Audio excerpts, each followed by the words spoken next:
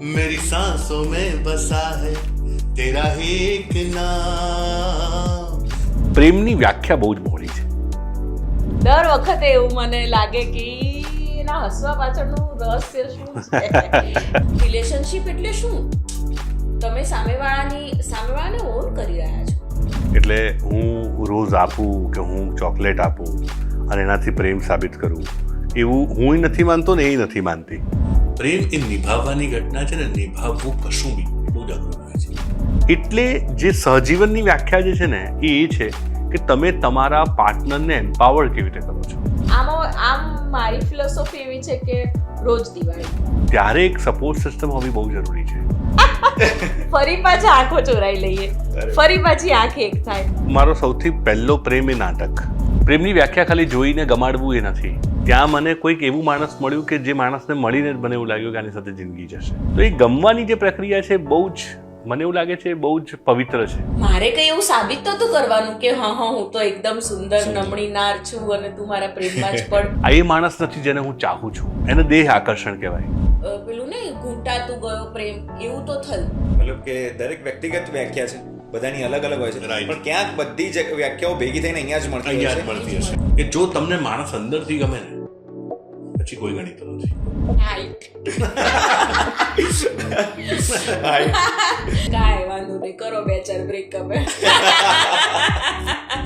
કે જો આ લગ્ન જીવન છે તો મારે નથી કરવું, હું નહીં તો કોઈ બીજું. પણ અધરવાઇઝ બી કોઈ પણ છોકરીને પોતાનું કમ્ફર્ટ ને પોતાનું ઓશીકું છોડીને જ આવવાનું હોય છે સાસરીમાં. એ રીતે મને છે ને માણસોની બહુ જ વેલ્યુ છે, પણ મારા પ્રયત્નો ચાલુ છે.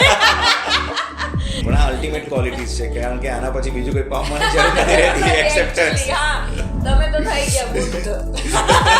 અમે માટીના પામર જીવ છીએ. સાડુસી થયા બેસી નસ્કોરા.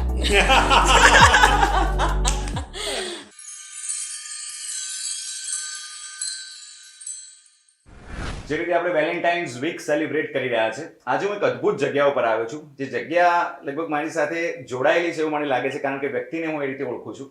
આજે હું એક ગુજરાતી ફિલ્મ ઇન્ડસ્ટ્રીના જાણીતા ડિરેક્ટર અભિષેક શાહ અને એમની પત્ની તેજલ પંચાસરા સાથે બેઠો છું, અને બહુ જ અદ્ભુત માહોલ છે. અને આ માહોલની સાથે મારા ધબકારા પણ સહેજ વધી રહ્યા છે, કારણ કે કેટલી બધી બિઝી સ્કેડ્યુલમાંથી એમને ટાઈમ નીકાળીને આપ્યો છે. First of all thank you so much for that કે તમે આટલો સરસ સમય નીકાળીને અમને આપ્યો છે. સો ફરીથી કહું છું કે સાહેબ તમારી સ્માઇલનો ખરેખર દીવાનો છે કે સરકાસ્ટિક મને લાગે છે કે કંઈક કહી રહ્યા છે અને અંદર કંઈક છુપાવી રહ્યા છે. સો તમે ક્યારેક એવું ફીલ કર્યું છે? હા, દર વખતે એવું મને લાગે કે એના હસવા પાછળનું રહસ્ય શું છે. એ મારી ઉડાઈ રહ્યો છે કે એ પરિસ્થિતિ પર હસી રહ્યો છે કે એ પોતાના પર હસી રહ્યો છે. એવું પણ હોઈ શકે. હું આરજે અંકિત છું ટોપ FM માં. એક સમય હતો, આજે સવારે જ્યારે હું એક રિક્ષાવાળાની સાથે બેઠો તો એ આખો ગુલદસ્તો લઈને જતો હતો. તો મેં કીધું ક્યાં જાય છે? એટલે કે આ ગુલદસ્તો હું એક વ્યક્તિને આપવા જઉં છું. મેં કીધું કોઈ પ્રેમ એવું કોઈ કે ના એવું નહીં, એક વ્યક્તિ કે જેની જોડે હું બહુ પ્રેમ આશિકી હતી, પણ હવે મારું બ્રેકઅપ થઈ ગયું અને એના કારણે હવે હું એ વ્યક્તિને આપવા જઉં છું કે જેણે મને આમાંથી બહાર નીકાળ્યો. ઓહ, બહુ સરસ. બહુ જ સરસ. Is celebrating like that way. તો હું કહું છું કે તમારી જિંદગીમાં પણ રોઝ ડે કેવી રીતે તમે સેલિબ્રેટ કરો છો અથવા તો કરતા હતા? તેજલ કહેશે. મને ક્યારે રોજ મળ્યા. અભિષેકને છે ને ડ્રોઈંગ કરવાનો શોખ છે, એટલે જ્યારે બી ફ્રી બેઠા હોઈએ તો અમે બે જણા શરૂઆતમાં વાતો કરતા હોઈએ ને એના હાથમાં કંઈક હોય કાગળ પેન તો એ તરત કઈ ડ્રોઈંગ કરવા માંડે. એ વખતે રોઝીસ દોરતો તો એવી મને યાદી છે, બાકી આમ રોજ મળ્યા નથી. આમ અમે બંને જણા બહુ આમ કંઈક સેલિબ્રેશનમાં નથી માનતા. એટલે હું રોઝ આપું કે હું ચોકલેટ આપું અને એનાથી પ્રેમ સાબિત કરું એવું હું નથી માનતો ને એ નથી માનતી. અને અમારા જીવનમાં આટલા બધા વર્ષ થયા સાથે આમ 22 વર્ષ થયા અને આમ પરિણ્યાને 18 વર્ષ થયા, પણ ક્યારે પણ એવી કોઈ સ્પેસિફિક વસ્તુ છે એને સેલિબ્રેટ કરવા માટે ઘરેથી નીકળવાનું કે પછી નક્કી કરવાનું કે ચલો આજે વેલેન્ટાઇન ડે છે એટલે આમ કરીએ એવું અમે ક્યારેય કર્યું નથી. એવું થતું નથી અમારાથી. આમ મારી ફિલોસોફી એવી છે કે રોજ દિવાળી. મારા માટે એવરી ડે સેલિબ્રેશન. મારી પાસે મારું ફેમિલી હોય, ઘર હોય, અભિષેક હોય, મારી દીકરી છે, સાંજ એ હોય તો સેલિબ્રેશન. વાવ, બહુ જ મસ્ત વાત કીધી. Sir, I have heard that કે behind every successful man there is a woman. તમે આ વાત સાથે કેટલા સહેમત છો અને તમને શું લાગે છે કે તમારી જિંદગીમાં એક સ્ત્રી તરીકે તેજલબેનનો કેટલો રોલ? હું એટલા માટે સહમત છું કેમ કે તમે જ્યારે અલગ અલગ મોરચા પર લડતા હો, કે હું તો પહેલાં રેડિયોમાં નોકરી કરતો હતો, ખાસા વર્ષ મેં 15 વર્ષ નોકરી કરી, એની સાથે સાથે નાટકો લખ્યા, ડિરેક્ટ કર્યા, ફિલ્મો લખું છું, ડિરેક્ટ કરું છું. આ બધાની વચ્ચે છે ને સમયના કોઈ બંધનો હોતા નથી. એટલું બધું કામ ચાલે, તમે મેન્ટલી એટલા બધા રોકાયેલા હો, ત્યારે એક સપોર્ટ સિસ્ટમ હોવી બહુ જરૂરી છે. મેં જોયું છે, મારા કેટલાક મિત્રો સાથે પણ એવું થાય છે કે એ માણસ ઘરે જાય ને તો એટલા બધા કકડાટ હોય અમુક પ્રકારના, સાચી વાત. તો એના લીધે એ લોકો એમના કામમાં કોન્સન્ટ્રેટ નથી કરી શકતા. એટલે હું એ રીતે બહુ પોતાની જાતને પ્રિવિલેજ સમજું છું કે તેજલ મારા બીજા બધા જ કમ્યુનિકેશન સાચવી લે છે. ઘર પરિવારથી માંડીને બીજી બધી જ વસ્તુઓ જે છે તેજલ સરસ રીતે મેનેજ કરી શકે છે. ઇવન એ મને બી મેનેજ કરે છે. મારું કામ હોય કે હું જે કામ કરી રહ્યો છું એ કામમાં પણ એનો એ સરખી જ ઇન્વોલ્વ હોય છે. તો એ રીતે હું એવું બહુ જ દ્રઢપણે માનું છું કે એવું નથી કહેતો કે દરેક સફળ પુરુષ પાછળ સ્ત્રીનો હાથ હોય છે. એવું સ્ત્રી માટે બી હોઈ શકે. બિલકુલ. એટલે જે સહજીવનની વ્યાખ્યા જે છે ને એ છે કે તમે તમારા પાર્ટનરને એમ્પાવર કેવી રીતે કરો છો, તમે એનો સપોર્ટ કેવી રીતે બનો છો. એટલે આપણે સ્ત્રી પુરુષની વાત ના કરીએ, આપણે પાર્ટનર શબ્દ વાપરીએ. અને મારા માટે એ હું બહુ લકી રહ્યો છું કે મને તેજલ મળી છે, કે જેના લીધે મને ક્યારે પણ ઘરે શું થશે, તેજલ શું કહેશે, ઘર કેવી રીતે સચવાશે, અથવા તો હું કામ કરીશ તો સાંજ કેવી રીતે સચવાશે, એ બધા કમ્યુનિકેશન્સ મારા મગજમાં આવતા જ નથી ક્યારે. વાવ, સુપર. એટલે આટલું તમે જવાબદારી હોવા છતાં પણ તમે જવાબદાર મુક્ત થઈ જાઓ બીજી બધી વસ્તુથી, તો બહુ જ એપ્રિશિએટ વાળી ઘટના બની જતી હોય છે. તો તમારી જ્યારે આ જર્ની શરૂઆત થઈ, જ્યારે તમારા સફરની શરૂઆત થઈ, તો માણસને બધું જ યાદ રહી જાય છે. એમ કદાચ ડેટ ભૂલી જાય, એઝ યુ સેડ કે ડેટ ભૂલી જવાય છે, સમય ભૂલી જવાય છે, તારીખ ભૂલી જવાય છે, પણ કોઈ એ જગ્યાએ જ્યારે કોઈ આપણી આંખમાં વસી ગયું હોય, એ ઇમોશન્સ, એ જગ્યા લગભગ માણસ હૃદય કે મગજ ક્યારે ભૂલી નથી શકતું. So I want to ask you કે એ જગ્યા કઈ હતી જ્યારે તમે એકબીજામાં વસી ગયા હતા? તું કે? એ છે HK આર્ટ્સ કોલેજનું ઓડિટોરિયમ. વાવ. એ સ્ટેજ અમે એક નાટક સાથે કરતા હતા, અને હું આ વિંગમાં હોઉં અને અભિષેક આ વિંગમાં હોય, અને અમે બંને એક સાથે એકબીજા સામું જોઈએ, ફરી પાછા આંખો ચોરાઈ લઈએ, ફરી પાછી આંખ એક થાય. તો હા, એ વાત સાચી કે એ ઘટના નથી ભૂલાતી. એ ઘટના સાહેબ તમારા મન મુજબ એ દિવસ ક્યારે? બહુ મજાની વાત એવી છે કે મારો સૌથી પહેલો પ્રેમ એ નાટક. અને હું નાટક કરવા જ્યારે HK આર્ટ્સમાં ગયો, અને HK આર્ટ્સમાં સૌમ્ય જોશીએ ફીડિંગ થિયેટર શરૂ કરેલું, મને ત્યાં તેજલ મળી. અને મજાની વાત એવી કે એવી જગ્યા જેને હું બહુ પવિત્ર ગણું છું, ત્યાં મને કોઈક એવું માણસ મળ્યું કે જે માણસને મળીને જ મને એવું લાગ્યું કે આની સાથે જિંદગી જશે. એટલે અને ઉંમર મારી સાવ 19 વર્ષ હતી અને તેજલ 20 વર્ષની હતી. અને 19 વર્ષ પહેલાં હું ક્યારેય કોઈ છોકરીના પ્રેમમાં નહોતો પડ્યો, અને તેજલ મળી પછી તો કોઈ પ્રશ્ન જ નથી. પણ એ પહેલી વાર કોઈક માણસ તમારા જીવનમાં આવે અને નાટકના રસ્તે આવે, અને નાટકના લીધે તમે જોડાયેલા છો, અને નાટક કરતી વખતે તમે પ્રેમમાં પડો. આ બહુ મારા માટે તો આધ્યાત્મિક વસ્તુ છે બહુ, કે તમે જે સ્પિરિચ્યુઅલ છે બહુ જ. તો એ તેજલ કે છે એ ઘટના મને બી યાદ આવે છે. સૌથી પહેલાં એ જ યાદ આવે કે જ્યારે અમે લોકો શરૂઆતમાં છે ને, તમે કોઈ માણસ તમને ગમતું હોય તો ખાલી ગમતું હોય, પછી ત્યારે કોઈ ગણિતો ના હોય. સાચી વાત છે. ત્યારે તમે કોઈ લગ્નનું ગણિત નથી કરતા, ત્યારે તમે બીજું કોઈ મેળવવાનું પામવાનું કશું ગણિત નથી કરતા. તો એ ગમવાની જે પ્રક્રિયા છે બહુ જ, મને એવું લાગે છે બહુ જ પવિત્ર છે. એની વાત એને કરી તો એ યાદ આવે છે મને, અને એક્ઝેક્ટલી એવી રીતે જ યાદ આવે છે. વાવ. પણ હોર્મોન બી એટલા સિક્રેટ સરસ થતા હોય છે જ્યારે તમને કોઈ ખરેખર આંખોથી ગમતું હોય છે. અને મેં આજે જ વાંચ્યું કે બહુ જ એવા તમારા મગજમાં અલગ અલગ પ્રકારના હોર્મોન ખીલતા હોય છે, તમને મોમેન્ટમાં તમને લાવી દે. રાઈટ. તમે ખિલખિલાટ થઈ જાઓ. તો તમે બિલીવ કરો છો sir love at first sight? આમ તો ના, કેમ કે જો આકર્ષણ અને આપણે બે શબ્દ બહુ વાપરીએ છીએ, એટ્રેક્શન અને અફેક્શન. એમાંથી કેવું થાય કે હું તેજલને કંઈક એને જોઈને અથવા તો બહુ ગમી ગઈ અને ચલ હું તારી જોડે લગ્ન કરી લઉં, એ તો નથી પરણ્યો. મને તેજલનો કોર બહુ ગમ્યો. મને તેજલનો જે સોલ છે ને, એની સાથે હું પરણ્યો છું, એની સાથે મેં દોસ્તી કરી, એની સાથે હું હજી સુધી જીવી રહ્યો છું. તો લવ એટ ફર્સ્ટ સાઇટમાં શું થાય છે કે તમને કોઈ માણસનું એને દેહ આકર્ષણ કહેવાય કે કોઈ માણસ તમને દેખાવે ખૂબ ગમી જાય અને પછી તમારે બધું ગમાડવું પડે. એવું ના થવું જોઈએ. મને એવું લાગે છે ખોટો રસ્તો છે. હું ને તેજલ એકબીજા સાથે જ્યારે ભેગા થયા અને અમને દોસ્તી બની અને પછી અમને એકબીજા સાથે પ્રેમ જેવું કંઈક ફીલ થયું, જેને ઓપોઝિટ સેક્સ એટ્રેક્શન બી કહેવાય, એ બધું થયું ને એની વચ્ચે વચ્ચે અમને એવું લાગવા લાગ્યું કે અમે સાથે ખુશ રહીશું અને સાથે જીવીશું તો મજા આવશે, રાઈટ. પણ એ પછી આપણે સામેવાળા માણસને કોઈક રીતે પસંદ કરતી વખતે ગેજ બી કરીએ છીએ. પછી એ માણસ ગમવા લાગે છે તમને. પેલામાં કેવું થાય કે તમને કોઈ માણસ એટલું બધું દેખાવે ગમી ગયું કે પછી તમે ગમે તેમ કરીને એને મેળવવાના પ્રયત્ન કરો, પછી કદાચ લગ્ન પછી કે 6 મહિના પછી 12 મહિના પછી તમને એવું લાગવા લાગે કે એ વો મંઝિલ તો નહીં, આ એ માણસ નથી જેને હું ચાહું છું, અથવા તું બદલાઈ ગયો છે, તું બદલાઈ ગઈ છે. કોઈ બદલાતું નથી. સાચી વાત. બદલાય છે એ ફિલોસોફી બદલાય છે, માણસના કેરેક્ટરિસ્ટિક ક્યારેય નથી બદલાતા. હું એવું માનું છું કે લવ એટ ફર્સ્ટ સાઇટમાં કદાચ તમને કોઈ એવું માણસ મળી ગયું કે જે તમારા કોરને કદાચ આકર્ષવાનું છે, તો તમે નસીબદાર છો. બાકી તો પ્રેમની વ્યાખ્યા બહુ જ બહોળી છે. પ્રેમની વ્યાખ્યા ખાલી જોઈને ગમાડવું એ નથી. પ્રેમની વ્યાખ્યા એ છે કે હું અહીંયા બેઠો છું, તેજલને એવી ખબર છે કે મારા મગજમાં શું ચાલે છે. પ્રેમ એટલે એકબીજા સાથેનું રિસ્પેક્ટ, એકબીજા માટેનું રિસ્પેક્ટ પણ છે. પ્રેમ એટલે એકબીજા સાથેની કેર બી છે. પ્રેમ બહુ જ મોટી, બહુ જ બહોળી વ્યાખ્યા. લોકો એવું કહે છે હું તને પ્રેમ કરું, તને મને બહુ હસવું આવે છે કે પ્રેમ તો જીરવી જવાની ઘટના છે. એમ ના થાય, એ જોઈ ન થાય તો આકર્ષણ છે. ને એવા આકર્ષણો તો મને તો રિતિક રોશન બી ગમે છે. ઓપોઝિટ સેક્સને છોડી દઈને વાત કરીએ, આઈ એમ અ straight guys, I am not a ગે, તો મને રિતિક રોશન ગમે છે. તો એનો મતલબ એવો થયો કે હું રિતિક રોશનને પરણી જઈશ. રિતિક રોશન બહુ દેખાવડો છે એટલે ગમે છે મને, રાઈટ. એ જ રીતે મને સ્મિતા પાટીલ બહુ જ ગમતા હતા અભિનેત્રી તરીકે, પણ દેખાવે મને બહુ ગમતા હતા. એનો મતલબ એવો નથી કે હું સ્મિતા પાટીલને પ્રેમ કરું છું ને એમના સાથે લગ્ન કરવા માંગુ છું. આકર્ષણ અને પ્રેમ એ બહુ જુદી ઘટના છે.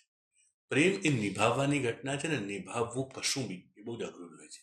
તમે પણ બહુ મસ્ત વાત કીધી કે જ્યારે તમે કોઈના ઇનર કોરને ચાહો છો, બટ બહુ બધા લોકોના આ સવાલ પણ થશે કે how to find that inner core. હા, એ તમે કોઈ માણસને મળો, એની સાથે વાતચીત કરો, તો પછી ધીરે ધીરે ધીરે જે છે ને, શરૂઆતમાં લેયર્સ હોય. આપણે બે મળીએ પહેલી વાર તો હું આમ સરસ બેસું, સરસ વાત કરું, અને પછી એવી વાતો કરું કે જે હું ના હોઉં. પણ તમે વધારે મળતા જાઓ ને એટલે માણસ તમને ઓળખાતો જાય. બિલકુલ. અને પછી તમને ખબર પડે કે આ માણસ કેટલો સારો છે, કેટલો ખરાબ છે, આના પ્લસ પોઈન્ટ શું છે, આના માઇનસ પોઈન્ટ શું છે, આ કેટલો ગુસ્સો કરે છે, આ કેટલું મારા માટે આને કેટલી લાગણી છે, આનું કન્સર્ન કેટલું છે, તો ધીરે ધીરે તમને સમજાય. એ અમારા રિલેશનમાં છે ને દોસ્તીથી જ શરૂ થયેલું. અમે બંને બહુ જ સારા મિત્રો બનેલા. સૌથી પહેલા મારું બહુ જ ધાર્મિક પરિવારમાંથી હું આવું અને અભિષેક બિલકુલ જ આર્ટવાળા ફેમિલીમાંથી આવે. તો મને એની લાઈફમાં, એની લાઈફસ્ટાઈલમાં અને આર્ટ બાબતેના એના વિચારો, પછી મારા સાસુ છે બહુ જ સારા એક સિંગર છે, બહુ જ સરસ ગાય છે, તો મને એની વાતોમાં રસ પડે. મારા સસરા સતત નાટકો કરતા હતા અને એના નાટકોના રિહર્સલ મને એ વાતોમાં મને બહુ રસ પડે, આર્ટની વાતોમાં. એમ કરતા અમારી દોસ્તી જ પાક્કી થઈ. તો કેવું, તો દોસ્તીમાં પડળો ના હોય. મારે કઈ એવું સાબિત નતું કરવાનું કે હા હું તો એકદમ સુંદર નમણી નાર છું અને તું મારા પ્રેમમાં જ પડ. અમારી મિત્રતા જ હતી એવું, અને હજુ સુધી. પણ એટલા માટે થઈને આપણે પડળોમાં નથી પડ્યા ને, જેવા હતા એવા જ એકબીજાની સામે કદાચ હું માનું છું એવું. જેટલા ડે વન થી જે ફ્રેન્ડશિપ તમે ચેરિશ કરી છે એવી રીતે. હા, બિલકુલ. બ્યુટીફુલ. કારણ કે અમુક ટાઈમે સંબંધને જ્યારે કોઈ નામ મળતું હોય, પ્રેમની એક આખરી મંજિલ એવું હોય છે, આપણે સમજીએ કે મેરેજ. પછી માણસ તરત બદલાતો હોય છે. જેવું વ્યક્તિને પામી લીધું, અબ ઓર કોઈ ચાહત નહીં દૂસરી ઓર ભી, તો આવું બદલાતું હોય છે માણસ, કે એક વખત વ્યક્તિ મળી જાય પછી બધા જ ચાહતો ઓછી થઈ જતી હોય છે. પણ એટલે જે લોકો જોઈ રહ્યા છે એ લોકોને ખાસ કહેવાનું કે અરેન્જ મેરેજ અને લવ મેરેજ, આ બેમાં ફરક અને સામ્યતા જો શોધવા જાવ તો સામ્યતા એટલી છે કે ઘણા બધા લવ મેરેજમાં પણ એવું હોય છે. એકવાર થઈ જાય પછી હા ચલો હવે આ જ નિભાઈ લેવાનું છે, એવું અરેન્જ મેરેજમાં બી હોય છે. લવ મેરેજમાં બી એવું છે કે શરૂઆતમાં મળ્યા, એકબીજાને સરસ અત્તર છાંટીને મળે છે, એવી જ વસ્તુ બતાવે છે કે જે સારી બતાવી છે, અને પછી 6-8 મહિના આવું ચાલે ને પછી પરણી જાય, પછી ખબર પડે કે અરે યાર આ તો મેં વિચાર્યું જ નહોતું. એવું અરેન્જમેન્ટમાં બી થાય છે કે તમને કોઈ કે તમે કોઈને જોવા ગયા, એ માણસ જોડે તમે બેઠા, 2 મિનિટ બેઠા, 20 મિનિટ બેઠા, બીજી વાર મુલાકાત કરી, પછી સગાઈ થઈ ગઈ, પછી તમને ખબર પડે કે યાર આનો સ્વભાવ સારો નથી, આનું તો આવું સારું નથી, આ તો પછી તમે શું કરો છો? કોમ્પ્રોમાઇઝ કરો છો. તો લવ મેરેજ ને અરેન્જ મેરેજમાં મને એવું લાગે છે કે સેમ ચાન્સીસ છે. પણ હું જે વાત કરતો હતો કે જો તમને માણસ અંદરથી ગમે ને પછી કોઈ ગણીતો નથી, પછી એ ગમે જ તમને, કેમ કે એનો કોર તો ચેન્જ નથી થવાનો ને, એ તો એવું ને એવું જ રહેવાનું છે. સમય સંજોગો બધું જ બદલાશે, તમારી આસપાસનું બધું જ ચેન્જ થશે, પણ માણસ તેનો ચાલે છે. એટલે મને પ્રેમની જે વ્યાખ્યા, બહોળી વ્યાખ્યા છે ને, જો મારે નેરો ડાઉન કરો તો આ કરું કે તમને કોઈ માણસની સાથે રહીને 2 મહિના, 3 મહિના, 6 મહિના, 1 વર્ષ, 1.5 વર્ષની બધી મર્યાદાઓ પછી બી એ તમને માણસ ગમતો હોય ને, જો તો એ માણસ તો પ્રેમ છે. Beautifully defined. મતલબ કે દરેક વ્યક્તિગત વ્યાખ્યા છે, બધાની અલગ અલગ હોય છે, પણ ક્યાંક બધી જ વ્યાખ્યાઓ ભેગી થઈને અહીંયા જ મળતી હશે કે આ રીતે જ થતું હોય છે. સો મેમ, તમે તમારું એટ્રેક્શન પોઈન્ટ શું હતું? કારણ કે છોકરીનો પ્રેમ જે રીતે હું સમજુ છું એ રીતે સહજ હોય છે, આકર્ષણ તો હોય જ, પણ પછી એ એટલું બધું આકલન નથી કરતી વ્યક્તિમાં કે અંદર શું છે, આ શું છે, કદાચ એક પુરુષ કરતો હોય છે. તો તમારા મત મુજબ વોટ વોઝ ઇટ?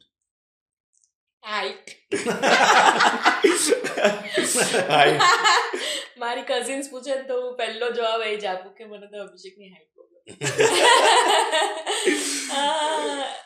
અભિષેક છે ને, તો શરૂઆતના દિવસોમાં નાટકોમાં એવું હોય કે બધાને એક્ટર જ બનવું હોય, બધાને એક્ટિંગ જ કરવી હોય ને મેઇન રોલ જ કરવા હોય.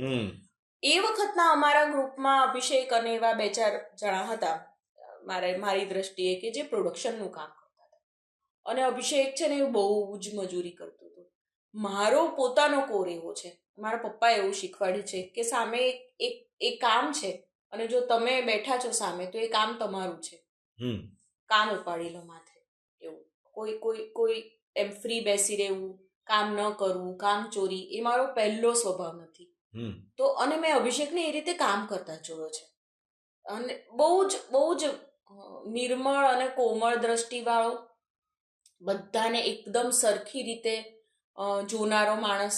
સૌમ્ય બી છે. હા, બિલકુલ સૌમ્ય, એકદમ સ્વભાવગત, કોઈ જ મર્યાદાઓ નહીં. એ વખતના મારા છોકરાઓમાં ને સર્કલમાં ને જનરલી આ ફિલ્ડમાં હોય એવી કોઈ જ મર્યાદા નહીં, કોઈ વ્યસન નહીં. એટલે મને પહેલું જે આકર્ષી ગયેલું, જે આપણે લવ એટ ફર્સ્ટ સાઇટની વાત કરીને એમાં એ બિલીવ નથી કરતો, પણ મારું બિલીફ એમાં એ રીતે હતું કે હા, જો જોઈએ ને તો આવું પાર્ટનર જોઈએ લાઈફમાં. પછીની વાત, પછી જેમ જેમ મિત્રતા વધી અને જેમ જાણતી ગઈ એમ પેલું ને ઘૂંટાતું ગયો પ્રેમ, એવું તો થયું. પણ મને પહેલી દ્રષ્ટિએ મને એવું તો થઈ જ ગયેલું કે હા, મને આવો પાર્ટનર જોઈએ છે. એવું. કોંગ્રેચ્યુલેશન્સ, તમે આટલા વર્ષોથી જોડે છો અને આગળ પણ આ જર્ની લાંબી ચાલતી રહે. સર, તમારું એક બહુ જ મસ્ત મજાનું મૂવી આવ્યું હતું Hellaro, national award winning film. So એની અંદર તમે જે રીતે સ્ત્રીને બતાવી છે કે સ્ત્રી અત્યારની જે પ્રમાણે લોકો ગણતા હોય છે કે એક બંધનમાં રાખવાની, ઘૂંઘટામાં રાખવાની કે પછી પોતાના ઘરમાં, તો તમને આ થોટ આવ્યો તો એ what was the process of that thought?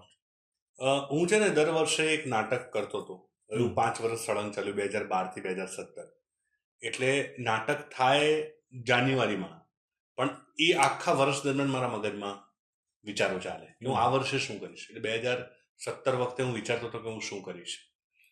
અને મને માણસ તરીકે કેટલાક પ્રશ્નો બહુ નડ્યા કરે છે. મને એવું થાય છે જે પ્રશ્ન નડે એ પ્રશ્નની વાત સ્ટેજ પર જઈને કરી નાખવાની. કેમ કે મને એવું લાગે છે કે આર્ટ છે ને એ સંવાદ કરે છે તમારી સાથે. એટલે સાવ ખોખલી પિક્ચરો કે જેમાં હસીને તમે આવી ગયા બીજા દિવસે ભૂલી ગયા, મારા માટે આર્ટ નથી. મને એવું લાગે છે કે જો મારી પાસે કોઈ એક એવી કળા છે કે જેના લીધે હું તમારા મગજમાં સવાલ રોપી શકું, હું કેમ ના કરું. તો મને છે ને ઓનરશીપ પર કશું કરવું હતું મારે. કે કોઈના પપ્પા કોઈ દીકરાને એવું કહે કે હું કહું એટલે તારે એન્જિનિયરિંગ કરવું, કોઈનો હસબન્ડ એવું કહે કે હું ના પાડું છું એટલે તારે ફેસબુક પર ફોટા નહીં મૂકવાના, અને કોઈ પપ્પા એવું કહે કે બેટા તમારે ભણવા નથી જવાનું જામનગર, હું ના પાડું છું, અને કોઈ હસબન્ડ એવું કહે કે હું કહું એટલે આપણે ત્યાં ગરબા નથી રમતા, નહીં રમવાના. આનાથી મને બહુ પ્રોબ્લેમ છે માણસ તરીકે. બિલકુલ. એટલે ઓનરશીપ પર મારે કશું કરવું હતું.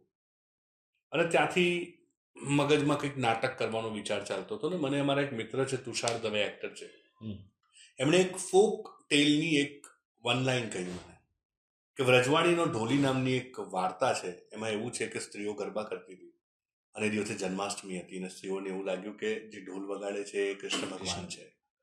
અને પછી એ દિવસે પુરુષો આવ્યા ને એમણે કૃષ્ણ ભગવાન જેમાં સ્ત્રીઓને દેખાતા હતા એ ઢોલીનું માથું વાળી નાખ્યું અને સ્ત્રીઓ એની પાછળ બલોયાથી માથા ફોડીને ત્યાં ને ત્યાં એની પાછળ સતી થઈ ગઈ. ધીસ ઇઝ ધ વાર્તા.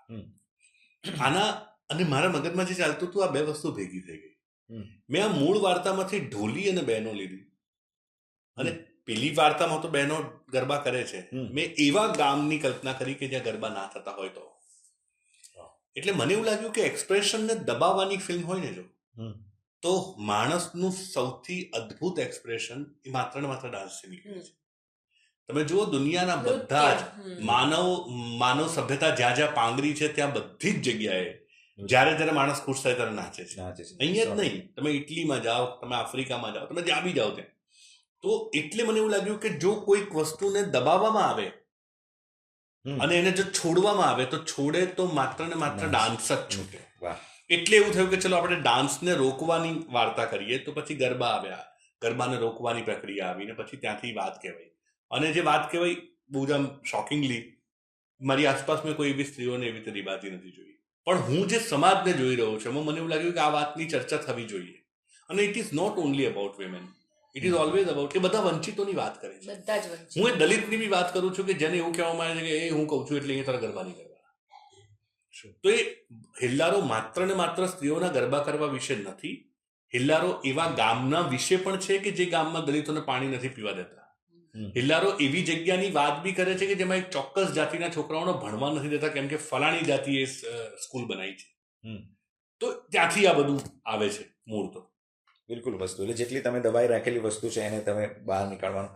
તો આજકાલની જે જનરેશન છે કે જે સિચ્યુએશનશીપ અને એથી પણ વિશેષ કે લિવ ઇન રિલેશનમાં માને છે. એટલે સિચ્યુએશનશીપનો જ્યારે મેં કોઈ જેન્સીને પૂછ્યું તો એણે મને એ રીતે જવાબ આપ્યો કે અત્યારે મારી સાથે મેસેજ પર વાત કરું છું અને કાલે કદાચ મને એવું નહીં લાગ્યું કે નહીં તો પછી કમિટેડ નહીં, મતલબ 12 વાગ્યાને મારું મન બદલાયું તો પછી વાત બદલાઈ ગઈ. તો આવો રિલેશન હોય છે. તો એવા વ્યક્તિઓને તમે એક પ્રેમનો કદાચ કોઈ મેસેજ કહેવા માંગતા હોય ઇન ધ સેન્સ કે પ્રેમ આ પ્રકારનો પણ હોય છે. એટલે એને પ્રેમ કહેવો કે નહીં, એક તો કન્સર્ન હોય કાં તો ના હોય. તમને કોઈનાથી કન્સર્ન જ નથી, તમે વાતચીત કરી રહ્યા છો તો એને વ્યવહાર કહેવાય. કે મને મજા આવે તારી સાથે તો હું તારી સાથે વાત કરીશ અને મને મજા નહીં આવે તો બાય બાય ટાટા. રાઈટ. એક બહુ સરસ તમને આખી દુનિયામાં છે, આપણે ત્યાં લગ્ન સંસ્થા ટકી છે, આપણે ત્યાં બી ખતમ થઈ જવાની 10-15 વર્ષમાં. જ્યાં નથી આખા વર્લ્ડમાં ત્યાં શું થાય છે જે આપણે ત્યાં થઈ રહ્યું છે, જે મારા 1-2 મિત્રો સાથે બી થયું. તમે લિવ ઇન રિલેશનશીપમાં ક્યારે ઉતરો? જ્યારે 22, 23, 25, 26 વર્ષના હો, જ્યારે તમારું શરીર સરસ મજાનું હોય, સામેવાળાનું શરીર સરસ મજાનું હોય.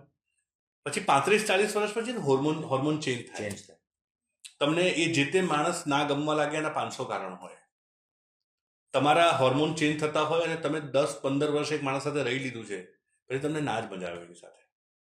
એવા સમયે બાળક હોય, એવા સમયે ઘર પરિવાર હોય, એવા સમયે બધું જાડું ગોઠવાયેલું હોય ને ત્યારે તમે એને ત્યારે તમે છોડતા નથી, એને તમે વિચાર જ નથી કરતા, એક્ઝિટનો દરવાજો જ નથી વિચારતા તમે. લિવ ઇનમાં મેં બહુ લોકોને જોયા છે કે જે લોકો 30, 35, 40, 45 વર્ષની ઉંમરે એકબીજાને છોડી દે છે. પછી જિંદગી બહુ મને એવું લાગે છે પાર્ટનરની જરૂર જ 40 પછી છે.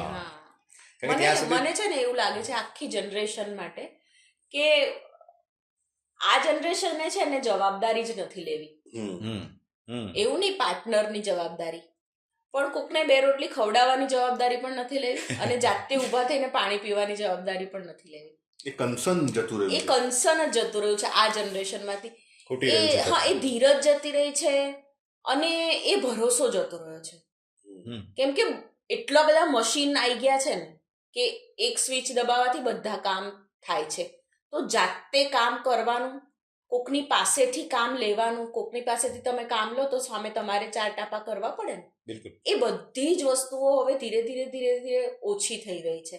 એટલે અત્યારની જે જનરેશન છે ને એ જવાબદારીમાં માનતું જ નથી. રિલેશનશિપ એટલે શું? તમે સામેવાળાને ઓન કરી રહ્યા છો.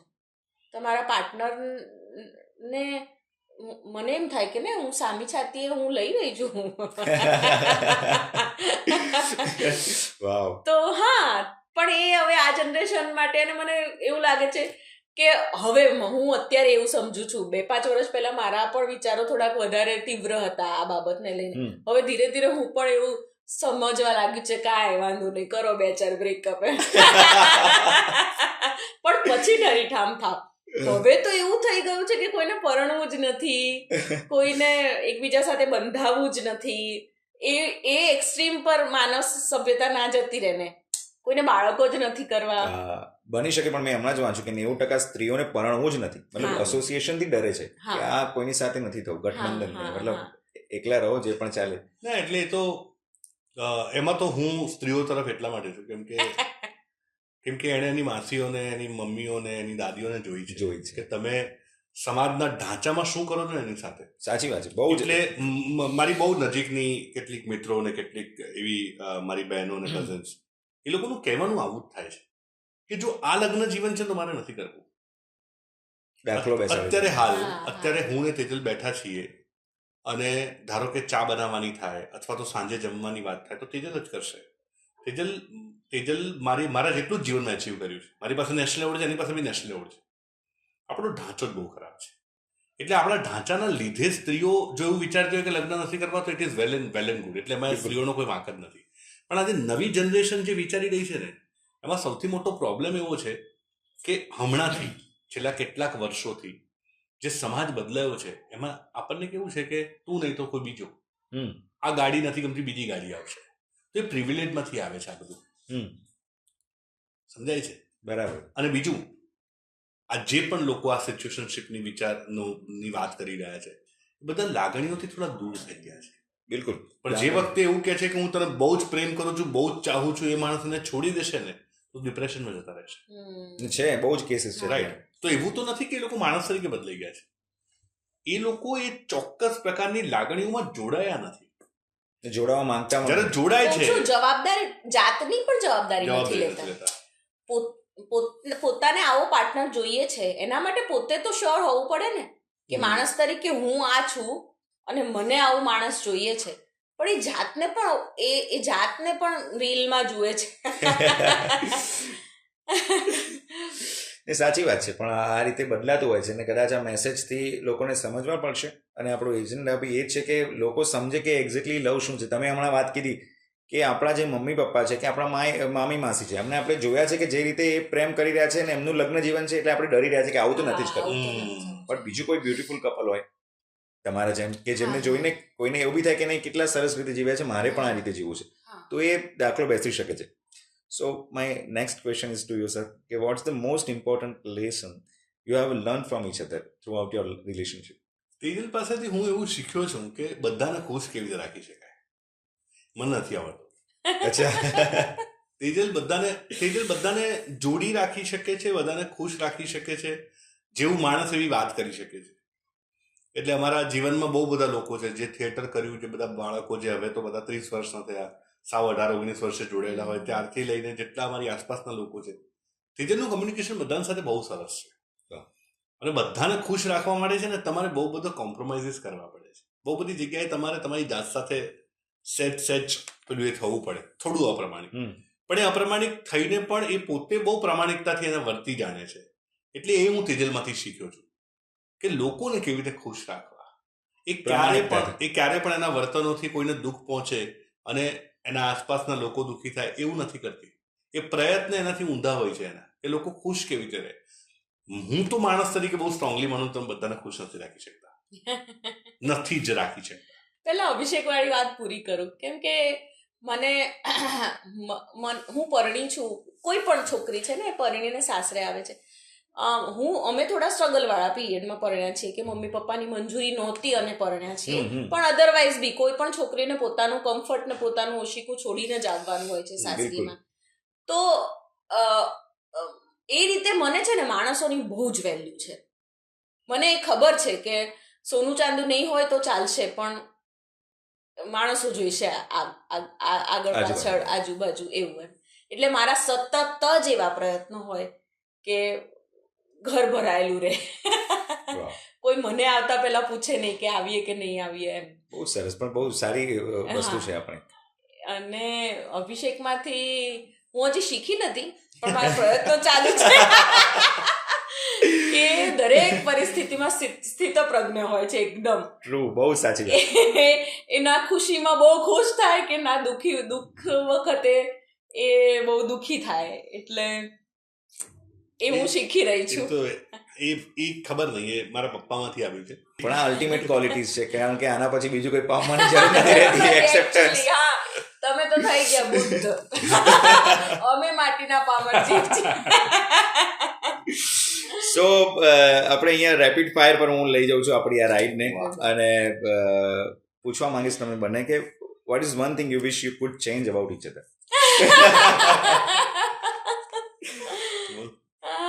મને શું ચેન્જ કરવું છે?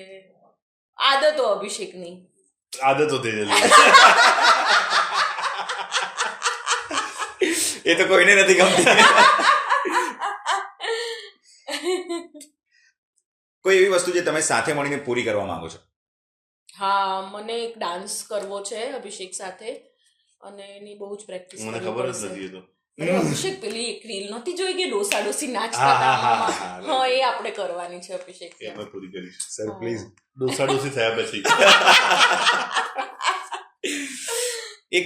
એક વસ્તુ કે જે તમને એકબીજાની બહુ જ ગમતી હોય. જબરદસ્ત. વાવ. મને દીધું સ્માઈલ.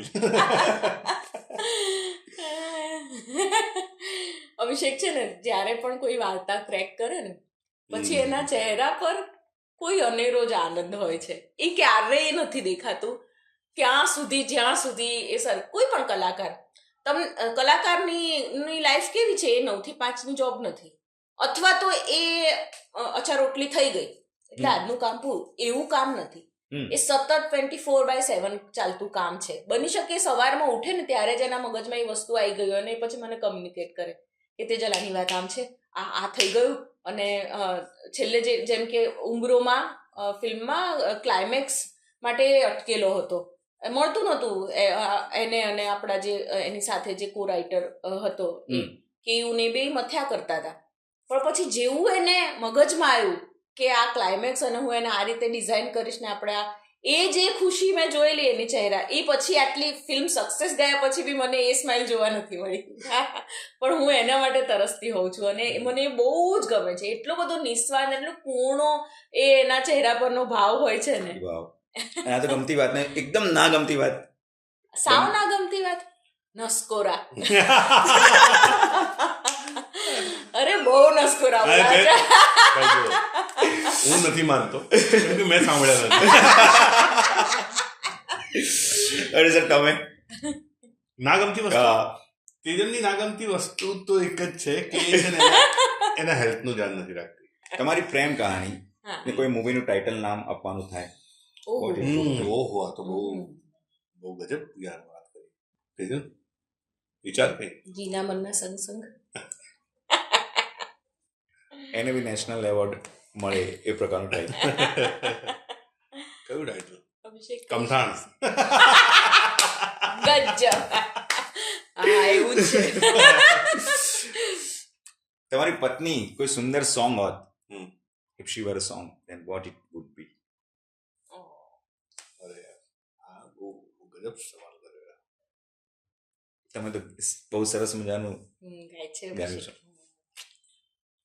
मेरी सांसों में बसा है तेरा ही एक नाम, तेरी याद हम सफर सुबह शाम, मेरी याद हम सफर सुबह शाम. वाह भाई वाह. तू मेरे दिन में रातों में खामोशी में बातों में बादल के हाथों में भेजो तुझको ये पयाम, तेरी याद. વાહ ભાઈ વાહ. અમુક વસ્તુ હું તમારી માટે ક્વેશ્ચન લખીને લાવ્યો છું, એને હું પૂછીશ સરના ક્વેશ્ચન તમને. ઓકે, બરાબર છે? તમારે આન્સર કરવાનો છે, તમારે ખાલી જસ્ટ થમ્સ અપ કે રાઈટ કે રોંગ. સરની જે મસ્ત મજાની મૂવી આવી છે અત્યાર સુધીની, મેં 2 મૂવી સિલેક્ટ કરી છે, હેલ્લારો અને ઉમરો, બંનેમાંથી હેલ્લારો. રાત્રે સૂતી વખતે 90s કે 80s ના સોંગ્સ કે બુક્સ? સોંગ્સ. તમારા હાથનું જમવાનું કે પછી રેસ્ટોરન્ટ? બિલકુલ મારા હાથનું જમવાનું. હવે જો ઓપ્શન જ નથી. હવે સરને પૂછું છું કે શોપિંગ કે પછી ક્વોલિટી ટાઈમ? શોપિંગ. ચલો અત્યારે તારે આમ કરવાનું છે. એટલે મારું નહીં, મને કોકનું શોપિંગ કરવું બહુ ગમે. આ કોકના શોપિંગ કરવા જતો રહી. અભિષેક સર સાથે રોમેન્ટિક રાઈડ કે પછી ઘરમાં બેસીને હિંચકા ઉપર શાંતિથી વાત? Romantic ride. એટલે અમે લોકો બહુ જ આંટો મારવા જઈએ છીએ. હું, તેજલ ને સાંજ. અમારા 3ની રોમેન્ટિક રાઈડ હોય છે દર 2 દિવસે. અને અમે લોકો કિલોમીટર યાદ નથી, 15, 20, 25 કિલોમીટર ગાડીમાં અમે લોકો ફરીએ. કેન્ડલ લાઇટ ડિનર કે મૂવી નાઇટ? Movie night. એટલે મારો જવાબ પણ તારે આમ કરવાનું છે. અચ્છા, હા, સોરી. Okay, last question. હા. કે ક્યુટ મોમેન્ટ્સ કે ક્યુટ ડેટ્સ? કશું ક્યુટ નહીં. આમ તો કર પડે. તો it's a imagination ride. Let's dive into your relationship. 18 વર્ષ પહેલાની વાત હું તમને કરી રહ્યો છું. એક સાંજ, એક વરસાદી સાંજ ઓડિટોરિયમમાં તેજલબેન એક તમારા જે આગળના નાટક માટેના રિહર્સલ માટે તમારી વેઇટ કરી રહ્યા છે.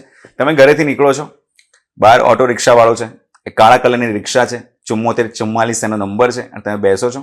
એ ફટાફટ લઈ જાય છે. આગળ કોઈ જંકશન પર તમને બહુ સખત ટ્રાફિક નડે છે અને તમે એ દિવસ પહેલાં જ વિચાર્યું છે કે હું કંઈક કહી દઉં આને મારા દિલની વાત, અને એ આજે એ દિવસ તમારા માટે પ્રોપર છે કે ચલો આજે આ તારીખ છે ને હું કહી જ દઈશ.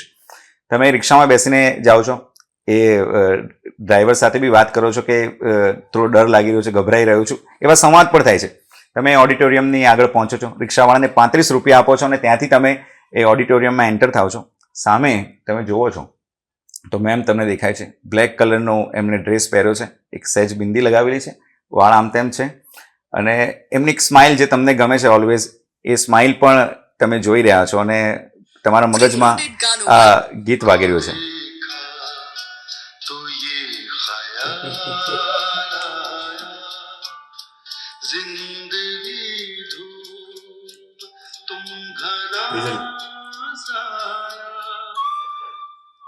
આખી જિંદગી મારી સાથે વિતાવીશ.